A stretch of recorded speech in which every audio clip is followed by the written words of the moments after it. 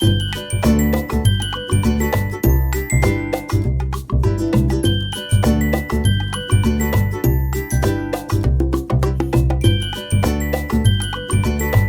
नमस्ते, सत श्री अकाल, आदाब। कैसे हैं आप सब? उम्मीद है अच्छे होंगे, खुश होंगे। तो चलिए स्टोरी स्टार्ट करते हैं। और शेयर सब्सक्राइब करना ना भूलें, बेल आइकन को प्रेस करते हैं। स्टोरी को आगे बढ़ाते हुए बताते हैं कि क्या हो गया था, कैसे हो गया था। जो भी हुआ था अभी आप सबको सुनने के बाद ऐसा लगेगा ही कि स्टोरी कैसे बढ़ रही है।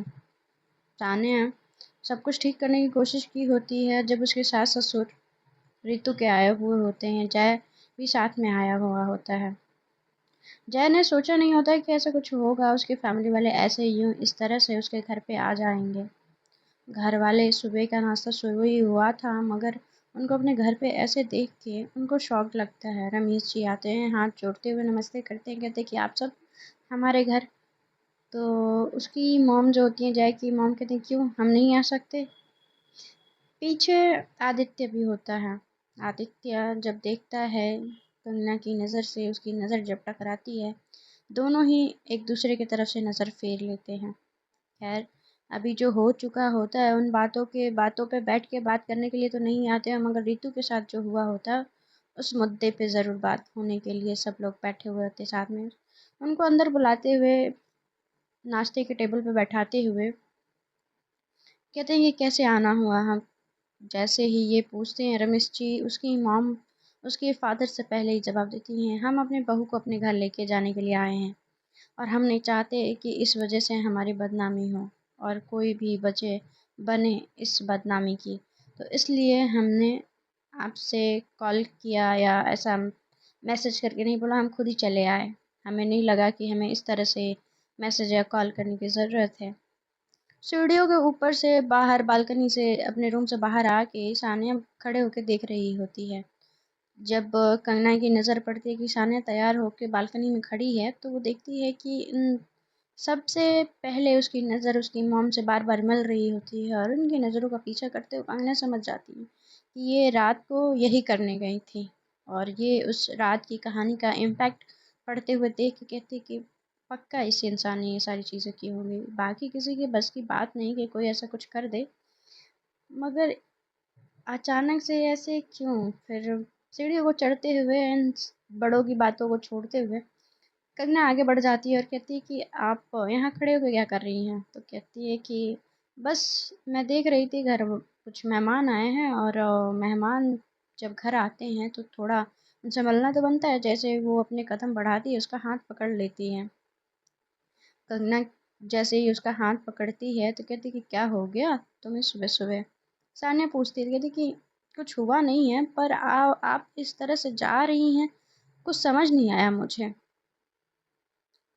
तो कहते कि क्या समझ नहीं आया, इतनी छोटे ही से दिमाग को क्यों खर्च करने में लगाती हो। पता ही है कि मैं सीधे सीधे तो कुछ बताने वाली हूँ नहीं, तो तुम्हें इतना दिमाग लगाने की कोई ज़रूरत नहीं है, फिलहाल के लिए तो नहीं है।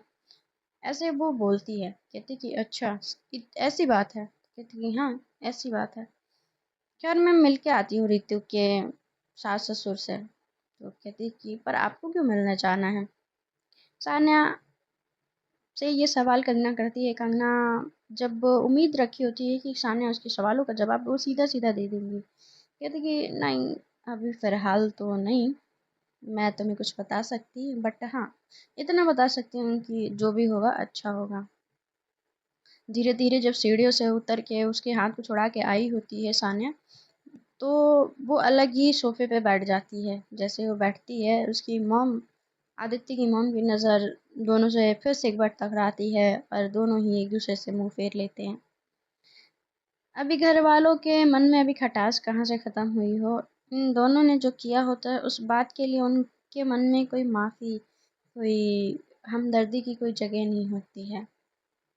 फ्रेंड्स, हम ये कहेंगे कि मोहब्बत और इश्क में सब जायज़ होता है। कहते हैं ना कि इश्क मुश्क छुपाए नहीं छुपते, और इश्क और जंग में सब जायज़ होता है।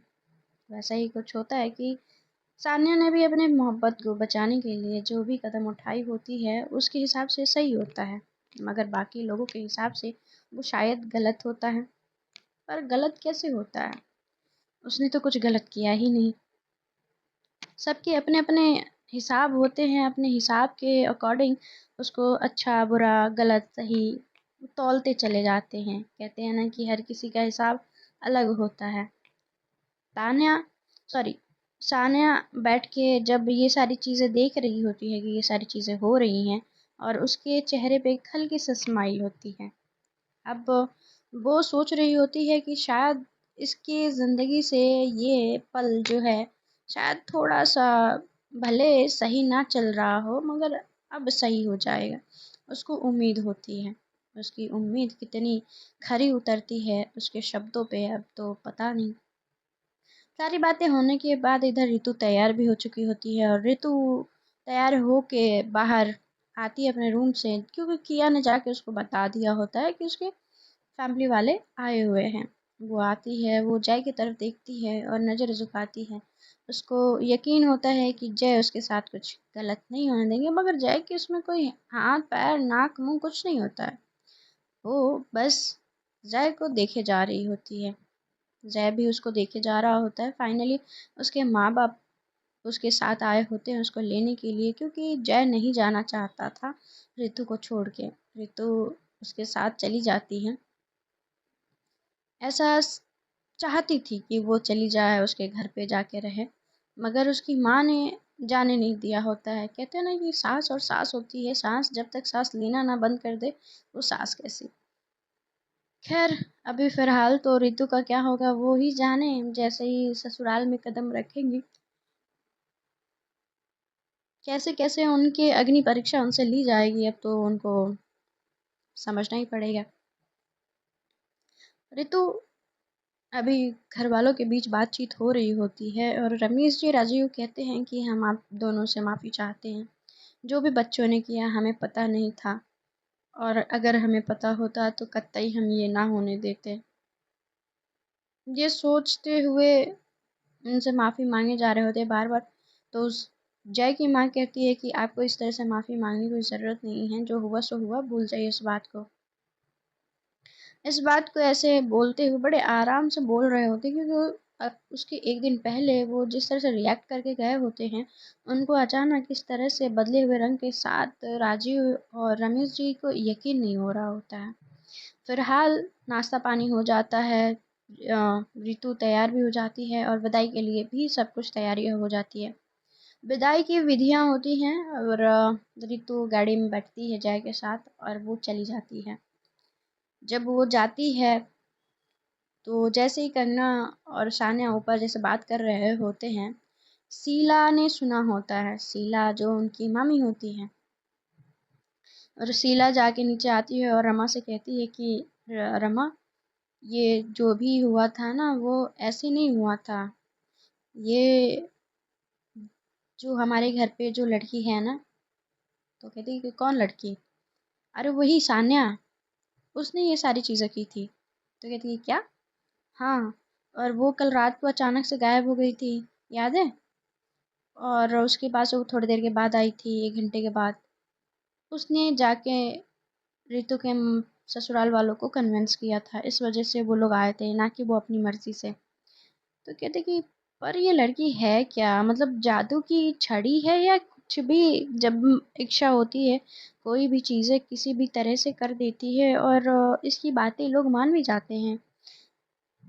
तो रमा कहती है कि इसमें कुछ तो खास है, और वैसे भी अगर कंगना ने इसको पसंद किया है तो इसमें कोई तो बात होगी। पर शालू जब कहती कि वैसे अच्छी है, जो भी कहो।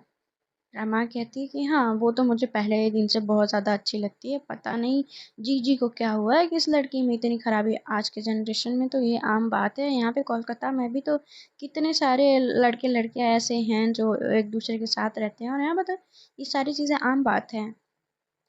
तो ये दोनों बातें करते हुए तब तक इन दोनों की बातें चल ही रही होती हैं। तब तक वहाँ पे एंट्री होती है शालू जी की।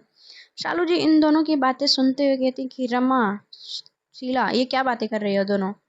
जैसे ही उनके कानों में शालू की आवाज़ पड़ती है, वो दोनों चुप हो जाते हैं। कहते कि जीजी आप यहाँ पे, आपको कुछ चाहिए था क्या? तो कहती कि नहीं, उससे पहले तुम दोनों क्या बातें कर रही थी? तो कहते कि यही कि आपकी तबीयत ठीक नहीं है, आपको आराम करना चाहिए जीजी।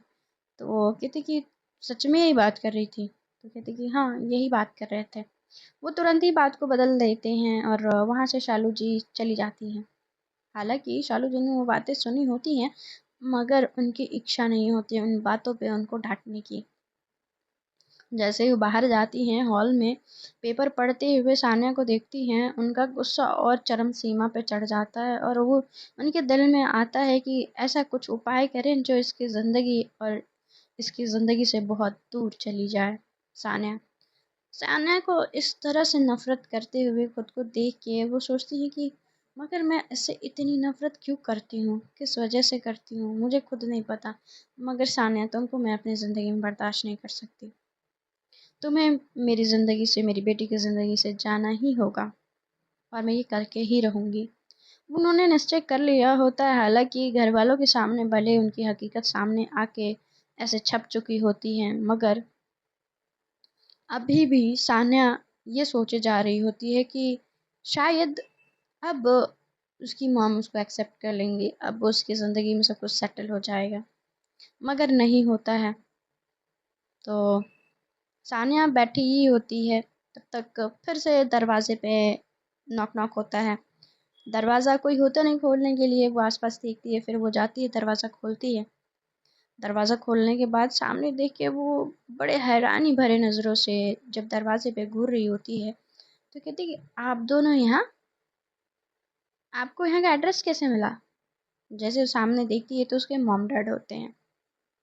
हाँ, यशी जी और वर्धन जी उन दोनों को देख के कहती कि मॉम डैड आप यहाँ क्या कर रहे हैं और आपको एड्रेस कहाँ से मिला? तो कहते हैं कि बेटा हम इस बिज़नेस में बहुत वक्त से हैं और हमें यहाँ का एड्रेस मिलना इतनी बड़ी बात नहीं है। कहते कि मुझे पता है डैड, आप कोई बड़ी बात नहीं है, आप यहीं दरवाजे पे खड़े होके बात करना रहेगा या अंदर भी बुलाओगी? कहती सॉरी सॉरी डैड, मॉम आप आओ, अंदर बुलाती है और कंगना को आवाज़ देती है। कहती कंगना, कंगना कहाँ हो कंगना? आवाज़ देती है, कहती है कि मॉम डैड आए हैं। वो जैसे कंगना बाहर आती है अपने रूम से, जैसे बाहर आती है मॉम डैड को देख के वो बड़ा खुशी हो जाती है, भागते हुए आती है और वो यशी जी के सीने से लग जाती है। जैसे ही लगती है उसकी आंखों से आंसू बहने लगते हैं। कहती कि मॉम मुझे पता नहीं क्या हो गया था, यहाँ आके क्या क्या हुआ मुझे समझ नहीं आया, मुझे आपकी बहुत ज़्यादा याद आई। आप आपसे मैं मिलने के लिए बहुत ज़्यादा तरसी। जब ये बोल रही होती है, उसके चेहरे से आंसू को साफ करते हुए यशी जी कहती है कि बेटा रोना बंद करो और मैं आ गई हूँ ना, सब ठीक हो जाएगा। जैसे ही अपने मॉम डैड को बैठाती है, शालू जी आ जाती हैं। शालू जी आते ही देखती हैं कि ये मतलब उनके जो बहुत पुराने फ्रेंड होते हैं एक वक्त पे, वो साथ मतलब घर तो आए हुए होते हैं, मगर उनकी व्यावहारिकता और उनके कटु शब्द कहीं न कहीं उन दोनों के दिल में खटास इस रिश्ते के लिए घोल तो दिए होते हैं, मगर फिर भी उनके माँ-बाप सनी के इसलिए तैयार होते हैं क्योंकि सनी कंगना से बहुत ज़्यादा प्यार करती है। कंगना के बिना वो अपनी ज़िंदगी को इमेजिन नहीं करना चाहती है। इसलिए वो अपने बच्चे के प्यार के सामने वो भी मजबूर होते हैं कि शायद शायद वो भी एक न एक दिन उनके प्यार को एक्सेप्ट कर लें। मगर ये सच होता भी है या नहीं? वो नीचे आती हैं, कहती हैं कि खुद तो थी और अपने घर वालों को भी बुला लिया। तो रमेश जी पीछे से आवाज़ देते हैं कि शालू कैसी बातें कर रही हो तुम? और भूलो मत कि घर आए मेहमान की इज्जत होती है, ना कि बेइज्जती। शालू जैसे अपने बड़े भाई की आवाज़ सुनती है, उनके कानों में शब्दों को ऐसे पढ़ते हुए सुन के वो चुप हो जाती हैं। और रमेश जी आते हैं, राजीव जी आते हैं और उनको नमस्ते करते हैं। नमस्ते। तो उसके माँ पापा भी नमस्ते करते हैं, कहते हैं कि क्या आप रमेश जी हैं? तो कहती कि हाँ, मैं वर्धन और ये मेरी वाइफ यशी। तो कहती कि वही वर्धन जो अग्रवाल इंडस्ट्री के मालिक? तो कहते हैं कि हाँ, मैं वही हूँ और मैं आप सबसे क्षमा चाहता हूँ। जो भी तमाशा हुआ कल और मैं अपनी बेटी के इस गलती के लिए बहुत ज़्यादा शर्मिंदा हूँ। पर एक तरह से देखा जाए तो मैं इस गलती को गलती नहीं मानता क्योंकि मेरी बेटी कंगना से बहुत ज़्यादा प्यार करती है और मैं इस रिश्ते को खुले दिल से एक्सेप्ट करने के लिए मेरी बेटी बस खुश रहे और उसके साथ रहने वाला इंसान खुश रहे। उसके अलावा मुझे कुछ नहीं चाहिए। कंगना हमें काफ़ी पसंद है और जिस सिचुएशन में इन दोनों ने एक दूसरे का साथ निभाना स्टार्ट किया था, मुझे लगा नहीं था कि इतने लंबे वक्त तक एक दूसरे के साथ रुक पाएंगे। मगर अगर ये साथ हैं तो हमें भाई साहब ये लगता है कि हमें हमारे बच्चों को अलग नहीं करना चाहिए। रमेश जी को ये बात बोलते हुए जैसे ये वर्धन जी चुप होते हैं, उधर उसकी मॉम जो होती हैं सान्या की आई हुई होती है साथ में यशी जी। यशी जी बहुत भावुक होती हैं सान्या को देख के। सान्या उनको अपने कमरे में लाती है और कहती है कि माँ, क्या हो गया आपको? तो कहते हैं कि कुछ नहीं, तुम्हें इतने दिनों के बाद देखा ना, इसलिए आंख भर आई। तो कहती है कि अच्छा, और जब मैं वहाँ से चली गई थी तब? तो कहती है कि तब तो पता नहीं कैसी ज़िंदगी कट रही थी, मगर कट रही थी, ठीक है, अब क्या कर सकते हैं।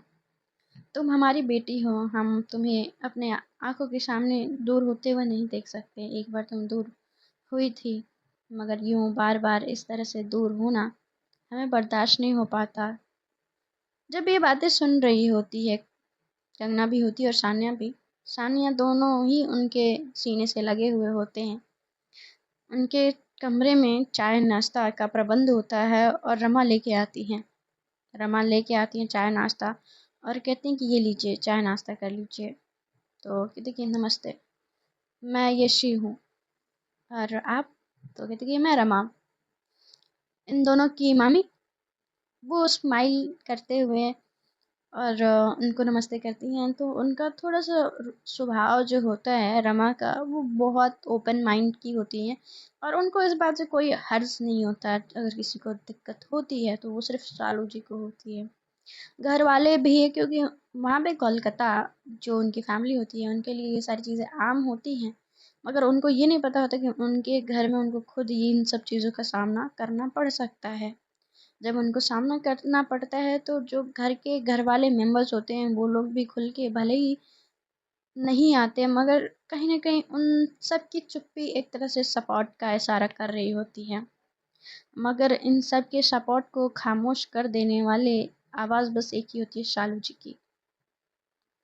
रमा जी जब वो जाने लगती हैं तो रमा जी को आवाज़ देती है यशी जी और कहती है कि आइए बैठिए ना, थोड़ी देर बात करते हैं। तो कहती कि आप बच्चों से बात कर लीजिए, काफ़ी वक्त के बाद आप मिली हैं, हम तो बात करते ही रहेंगे। रमा वहाँ से चली जाती है और रमा जाके बात करती है शीला से। शीला के पास जाती कहती कि जीजी आपको पता है कितनी गोरी चिट्टी हैं, और जैसे सान्या है ना, जितनी गोरी चिट्टी उसकी मॉम तो उससे ज़्यादा गोरी चिट्टी हैं, आपने देखा? और जो साड़ी पहनी थी, कितनी महंगी साड़ी पहनी है। और ऐसे तो बहुत सिंपल और बड़ी सादगी भरी है उनके शब्दों में। शालू जी से जब रमा ये बोल रही होती कहती कि और पता है, और बड़ी इज्जत, मतलब इतनी इज्जत इतने बड़े घर के लोगों के मुंह से सुन के मेरे को बड़ा अच्छा लगा। तो शीला जी कहती कि हाँ, जैसे माँ बाप होंगे वैसे ही संस्कार होते हैं, और शानिया को देख के यही लगता है कि उसके माँ बाप बहुत संस्कारी हैं और उसमें बहुत कूट कूट के संस्कार भरे गए हैं। तब तक वहाँ पे एक आवाज़ आती है शालू जी की, कहते कि हाँ, यही संस्कार होते हैं ना कि दूसरों की बेटी को कैसे बहला फुसला के अपने प्रेम जाल में फंसा लेते हैं और उसी की बेटी उसके खिलाफ खड़ा कर देते हैं। जैसे ही आवाज़ सुनते हैं दोनों टर्न होते हैं पीछे। शालू खड़ी होती है और यही लोग तो अच्छे होते हैं जो आपकी बेटी को आपसे छीन ले और आपकी बेटी को ही आपके खिलाफ इस्तेमाल करें। जब शालू जी इतना सब कुछ अपनी शब्दों से इस तरह से कटाक्ष बोल रही होती हैं, रमा और शीला दोनों ही सुन रहे होते हैं। कहते कि नहीं नहीं जीजी, ऐसी बात नहीं है, आप गलत समझ रही हैं। तो कहती कि नहीं नहीं, मैं सही समझ रही हूँ, आप दोनों जो यहाँ पे कह रही हैं आपके हिसाब से वो सही है, मगर मुझे नहीं लगता कि ये सही है। उनकी ज़िंदगी में कुछ तो ऐसा हुआ होगा ना कि कुछ गलत हो, कुछ गलत चीज़ें हुआ हो। तो जब ये सारी बातें हो रही होती हैं तो वहाँ पे राजीव आता है। राजीव कहते हैं कि जीजी आप क्या कह रही हैं, आप अपनी ही बेटी, कहीं अभी तो आपकी बेटी आपके सामने है, कहीं आप वो आपसे दूर ना हो जाए इस तरह की व्यवहारिकता से। तो कहते कि मैं कुछ नहीं जानती राजीव, मुझे मेरी बेटी चाहिए, सान्या सान्या के परिवार वाले इन सब से दूर, और मैं अपनी बेटी को हासिल करके रहूंगी। वो बस गुस्से में पागल हुए जा रही होती हैं। अब प्लानिंग की बारी आती है, वो अपने कमरे में जाती हैं, फ़ोन उठाती हैं और फ़ोन लगा के कहती हैं कि लगता है ऐसे बात नहीं बनेगी, कुछ तो करना पड़ेगा। और कहती हैं कि मैंने जो सोच के रखा था अब वो करने की बारी आ गई है। तुम्हें किस तरह से मेरे घर में आना है बस तुम्हें ये डिसाइड करना है, मैं वो सब नहीं जानती। दूसरे ही दिन ये घर में अभी माहौल चल रहा होता है खींचातानी वाला, एक घर में अलग ही माहौल होता है, एक दूसरे से ना बात करना, एक दूसरे से मुंह फेर के रखना। और वर्धन जी, यश जी आए होते हैं, कई दफ़ा शालू से उन्होंने बात करने की कोशिश की होती है, सान्या और कंगना ने दोनों ही देखा होता है, मगर शालू जी उन दोनों की बातों को सुनने के लिए तैयार ही नहीं होती हैं। उनके मन में नफरत की जो ज्वाला होती है वो इस तरह से धधक रही होती है कि बस सानिया को पाके वो जला के खाक करना चाहती हैं। सबसे पहला चीज़ अचानक से उनमें चेंज होता है, वो खाना पीना सब सर्व करने लगती हैं, बड़े आराम से बातचीत कर रही होती हैं। अचानक से ये कैसे हुआ, उनका व्यवहार कैसे बदल गया वो समझ ही नहीं पा रही होती हैं। बाकी घर वाले भी नहीं समझ पा रहे थे, अचानक से ये भी खिलाफ खड़ी हुई थी, अचानक से इसके मन में क्या है जो इस तरह से बदल गई। जैसे ही सब डाइनिंग टेबल पे शाम का टाइम होता है और सब डाइनिंग टेबल पे बैठे हुए होते हैं, और इस तरह से शालू जी को बदला हुआ देख के सबके मन में एक ही सवाल होता है कि ऐसा क्या हो गया अचानक से। अभी तक तो ये खिलाफ खड़ी हुई थी, इनके रिश्ते के खिलाफ थी, और अभी अचानक से क्या हो गया। शालू जी हाथ जोड़ते हैं और कहते हैं कि बच्चों, मैं तुम दोनों से माफ़ी चाहती हूँ, मैंने जो भी किया, मैंने अपने प्यार और मुझे लगा कि यही सही है तुम दोनों के लिए, मैंने इस वजह से इतना सब कुछ किया है। वर्धन जी, यशी जी, मैं आपसे माफ़ी चाहती हूँ कि आपको अपनी बेटी की चिंता में मुंबई से कोलकाता आना पड़ा। तो कहती यशी जी कहती हैं कि नहीं नहीं शालू, ऐसा मत करो, तुम तो मेरी जिगरी यार हो या दोस्त हो या यूँ कह लें हमदर्द हो, मगर इस तरह से हाथ जोड़ के हमें शर्मिंदा ना करो। इन शब्दों को कहते हुए यशी जी अपने शब्दों पर विराम लगाती हैं, और शालू जी इस बात को यहीं ख़त्म ना करते हुए आगे बातों को बढ़ाते हुए कहते कि मैं भी यही चाहती हूँ कि मेरी बेटी की खुशी में ही मेरी खुशी हो।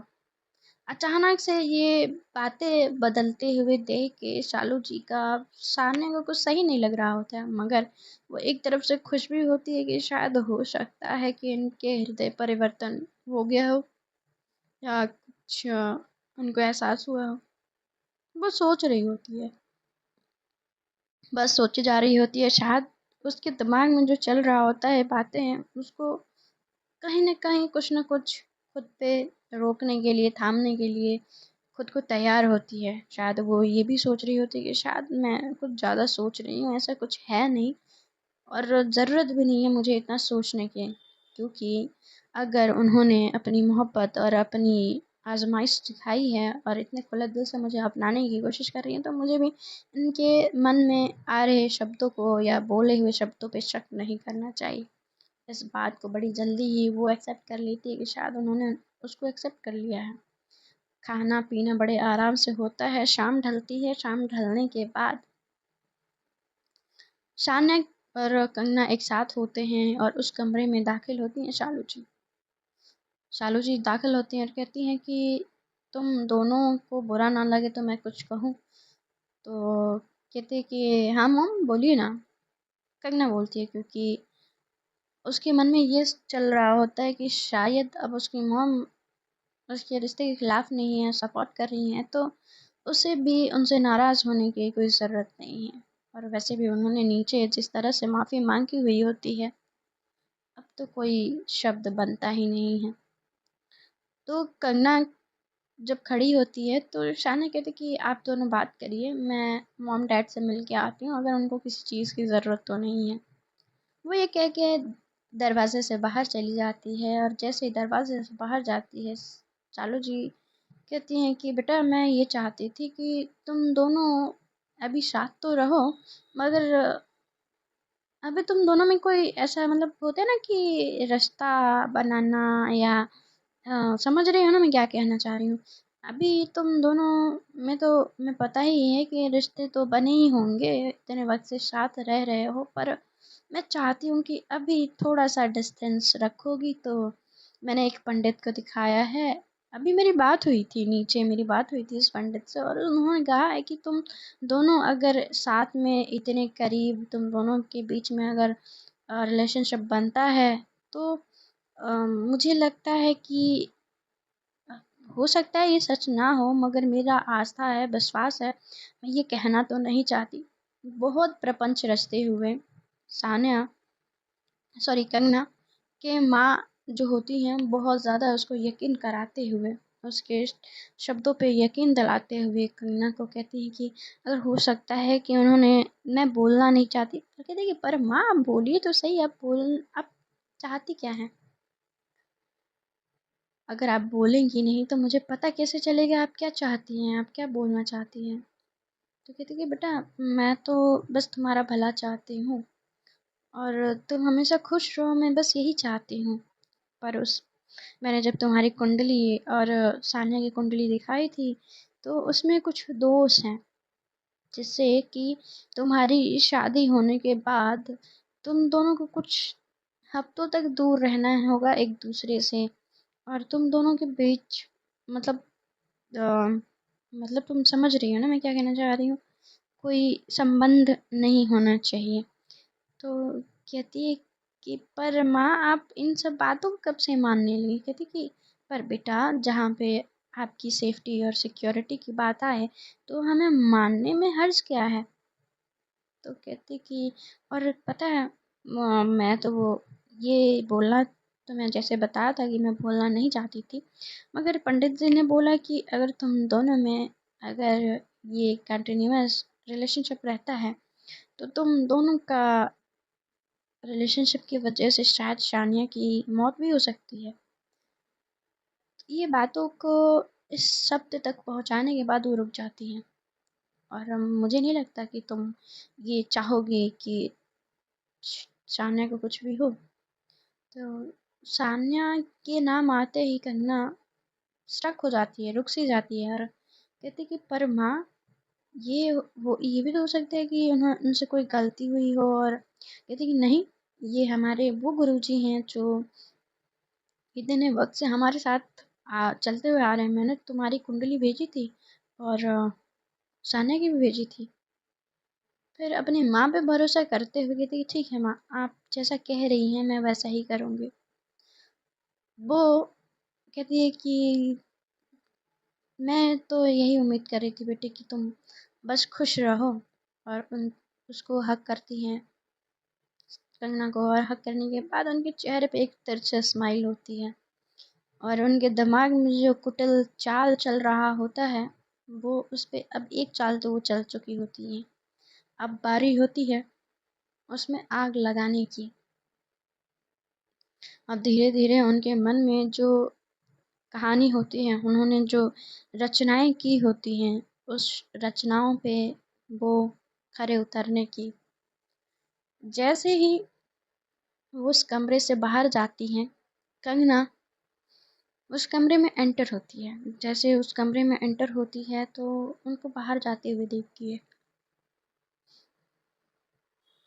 जैसे उनको कमरे से बाहर जाते हुए देखती कहती है कि सासू माँ को क्या हो गया, मेरे आते से ही चली गई, और उनके चेहरे पर तो बड़े स्माइल थी। फिर कहते कि हो सकता है कुछ माँ बेटी में बातें हुई हों जिससे उनकी स्माइल आ चुकी होती है। जैसे वो कमरे में दाखिल होती हैं, सानिया दाखिल होने के बाद दरवाजे को लॉक करती है और देखती है कि कंगना बेडशीट को ठीक कर रही है। तो वो धीरे धीरे बढ़ती हैं और उसकी कमर को पकड़ के हक कर लेती है, बैक हक करती है और उसके नेक पे वो किस कर रही होती है। जब उसके नेक पे वो किस कर रही होती है तो वो कहीं न कहीं उस फीलिंग को, जो जो तमाशा हुआ होता है इनकी शादी में, जिन इनकी शादी के बाद जो तमाशे हुए होते हैं, उन दोनों को वक़्त ही नहीं मिला होता एक दूसरे के साथ वक़्त बिताने का। क्योंकि एक वक़्त के बाद उसकी मॉम उसके साथ सो रही होती हैं, दूसरे में उसकी मॉम ने क्या लंका बोया होता है और साथ में ये भी कहा होता है कि तुम सानिया को बता नहीं सकती। सानिया बड़े धर्म संकट में होती है, मतलब सॉरी, कंगना बड़े धर्म संकट में होती है। सानिया को इतना करीब पाके उसके प्यार को वो भी तरस रही होती है। वो भी इस तरह से उससे दूर नहीं रहना चाहती है। फिर उसके अपने कमर पे हाथों को रखा हुआ उसके हाथों को वहाँ से हटाते हुए कहती है कि अब मैं थक गई हूँ ना, मुझे आई थिंक सो जाना चाहिए। आज का दिन भी काफ़ी हैट्रिक रहा ना, और माँ पापा को कोई ज़रूरत तो नहीं थी। तो कहती कि नहीं, पर तुम थक गई हो तो ठीक है, तुम सो जाओ। सानिया ये बोलती है क्योंकि आज से पहले कभी भी कंगना ने इस तरह से सानिया को दूर नहीं भेजा होता है, खुद से दूर नहीं किया होता है। पर अचानक से उसको क्या हो गया कि जो इस तरह से उसने उसको दूर कर दिया। क्योंकि उससे पहले कंगना खुद बहाने ढूंढा करती थी सानिया के आसपास उसके साइड में भटकने का, मगर सानिया बिजी होती थी, इस वजह से वो कभी इस बात पे ध्यान नहीं दे पाती थी। मगर उसकी हरकतें, कंगना की उसके आसपास होने की, इस तरह से उसको रिझाने की कोशिश करना, वो समझती थी बखूबी, मगर आज इस तरह से थोड़ा सा उसको अलग लगता है। पर वो कुछ कहती नहीं है क्योंकि कंगना ने उसको बहाना दिया होता है थकने की, और वो जाके लेट जाती है। वो भी अपना लैपटॉप उठाती है, उसके कुछ काम पेंडिंग्स होते हैं, वो अपने काम को करती है। करने के बाद मेल भेजती है। मेल भेजने के बाद वो उसके फ़ोन पे कॉल आता है, अंश का कॉल होता है। कॉल उठाते से ही बोलती है कि हेलो, हाँ अंश बोलो। तो कहता है कि दी, मैंने इस टाइम इसलिए आपको फ़ोन लगाया कि आप ठीक तो हैं? तो कहते हैं कि हाँ, और ताया जी ताई जी पहुँच गए हैं ना? तो कहते हैं हाँ, पहुँच गए हैं। घर पे सब ठीक है? दादा दादी ठीक है? तो कहते हैं कि हाँ, सब ठीक है। तो कहते कि और अंशु? अंशु भी ठीक है दी। दी, मुझे आपसे एक डिस्कस करना था, एक क्लाइंट है उसके बारे में। उनकी डिस्कशन चलने लगती है। थोड़ा वक्त बीतता है, जैसे ही 10 से 11 होता है, 11 से 12 होता है, 12 से 1 बज जाता है उनकी डिस्कशन ख़त्म होने में। जब उनका डिस्कशन ख़त्म होता है कि ठीक है, अब तुम सो जाओ, बाकी बातें हम कल कर लेंगे, अभी काफ़ी रात हो गई है, ये बोलते हुए फ़ोन रख देती है। जैसे ही अंश फ़ोन रखता है, मनीषा उसके पीछे खड़ी होती है, कहती है कि तुम किससे बात कर रहे थे इतने रात में? मनीषा के ये सवाल अंश के दिमाग में कहते कि कर रहा था किसी से बात, क्योंकि उन दोनों के रिलेशनशिप में कोई भी एक दूसरे से अटैचमेंट नहीं होता। हालांकि अंश ने कोशिश की होती है, पर मनीषा ने उस कोशिश को नाकाम कर दी होती है। अब यूँ इस तरह से उसने पूछा होता है तो अंश को भी मौका मिल गया होता है उसके शब्दों को नकारने का।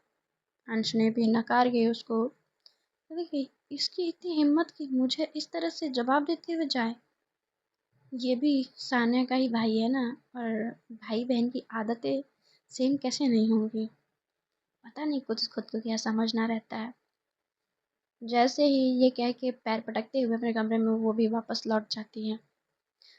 कंगना उठती है, लैपटॉप को साइड रखती है और उसके साइड वाले कॉर्नर बेड पे वो भी जाके लेट के लैम्प को ऑफ कर देती है।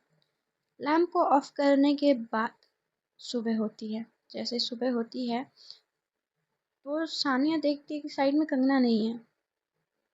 कंगना नहीं है, कहाँ गई? ये इतनी जल्दी तो नहीं जगती है। क्या देखिए, शायद खैर कोई काम होगा, और वैसे भी मॉम डैड आए हैं तो हो सकता है उनकी सेवा में लगी हो। वो उठती है, कपड़े उठाती है, फ्रेश होने के लिए जाती है। फ्रेश वगैरह हो के वो वाइट शर्ट और ब्लैक पैंट पहनती है। पहनने के बाद बालों को सेट वेट करने के बाद हाथ में वॉश लगाती है कलाई पे। और बाहर निकलती है। तो जैसे बाहर निकलती है वो किया से टकराती है। किया से टकराने के बाद किया कहती है कि वैसे आप इस ड्रेस में काफ़ी अच्छी लग रही हैं। तो कहती है कि थैंक यू। वैसे साली सही बा, आप भटक कहाँ रही हैं? तो कहती है कि ओह हेलो, मैं भटक नहीं रही, और वैसे देखा जाए तो आपने कोई भी रस्म पूरा नहीं किया है, तो मैं आपकी साली सही बनी हूँ। तो कहती है अच्छा, तो बन जाइए। उसको थोड़ा सा मस्ती करते हुए उसकी टांग खींचते हुए कहती है वैसे भी, और साली सही बा, वैसे आप इतनी तैयार श्यार होके जा कहाँ रही हैं? जब ऐसे पूछती थी तो मैं वो चौराहे तक जा रही थी, मेरी एक फ्रेंड है उससे मिलने के लिए। तो कहती कि अच्छा अच्छा, तो आप किसी फ्रेंड से मिलने जा रही हैं, या फ्रेंड कोई बॉय तो नहीं है?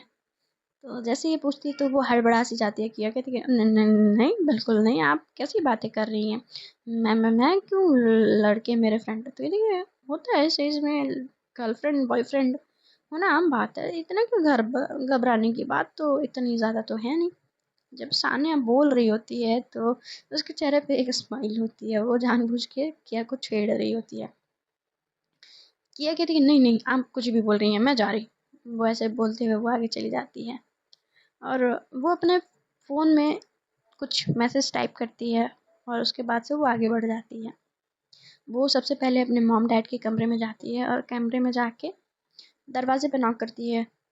तो उसकी मॉम होती है रूम में, कहती है अंदर आ जाओ। तो कहती है मॉम डैड, आप दोनों को रात को अच्छे से नींद आई ना? कोई दिक्कत तो नहीं हुई? हाँ, और ऊपर से ये तो नई जगह है ना, आप दोनों को थोड़ा सा एडजस्ट करने में तकलीफ हो रही होगी ना?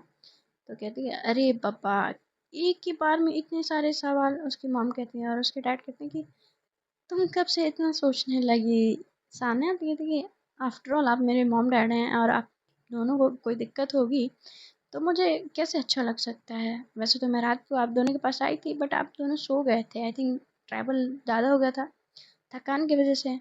तो कहते कि हाँ, सो तो गए थे, पर काफ़ी अच्छे लोग हैं, और मिलके हमें बड़ी खुशी हुई कि अब हमारी ज़िंदगी में सब कुछ ठीक हो गया है।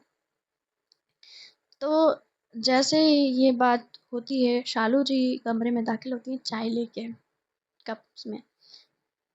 जब वो शालू जी को चाय लाते हुए देख के सानिया को हज़म नहीं हो रहा होता है, पर अभी वो कुछ बोलना नहीं चाहती, क्योंकि अभी अभी तो सारी चीज़ें ठीक होना स्टार्ट हुआ होता है। शालू जी चाय देती हैं, कहते हैं ये लीजिए गर्मा गर्म चाय, सुबह की चाय, और ये आपकी बहू ने बनाया है। तो वो समझ जाती है, यानी कि वो किचन में है। तो कहते हैं कि मॉम डैड मैं अभी आती हूँ।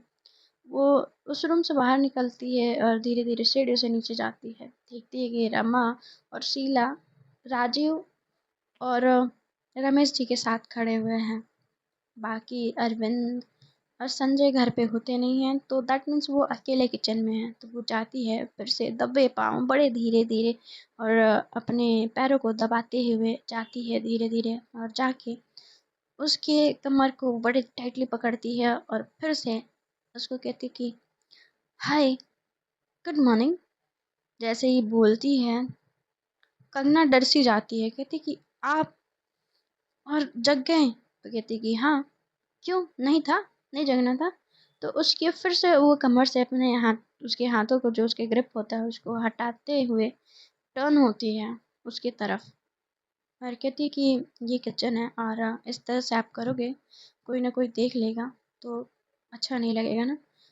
कहती कि पर यहाँ पे सबको हमारे बारे में पता है, और मुझे नहीं लगता कि इस तरीके से रहने से किसी को प्रॉब्लम है अब। और इनफैक्ट आपकी माताश्री भी मान चुकी हैं, मेरे मॉम डैड भी आ चुके हैं, घर वालों से सब लोग मिल लिए हैं, और किसी को हमारे रिश्ते से कोई ऐतराज़ नहीं है। तो कहती है कि हाँ, किसी को ऐतराज़ नहीं है, पर फिर भी थोड़ा सा हमें लाइन में तो रहना चाहिए ना? बोल के वो चली जाती किचन से। ये बातें कहीं न कहीं शानिया को परेशान कर रही होती हैं, मगर ये अटपटा सा उसको लग रहा होता है। तो गाइस, सोचते रहिए आप भी कि इसको अटपटा। और ये कर्म कांड तो आप सबको पता ही चल गया होगा किसने किए हैं, तो आप सब स्टोरी को बताइएगा कैसी लगी। सब्सक्राइब करना ना भूलें, बेल आइकन को प्रेस करते हैं।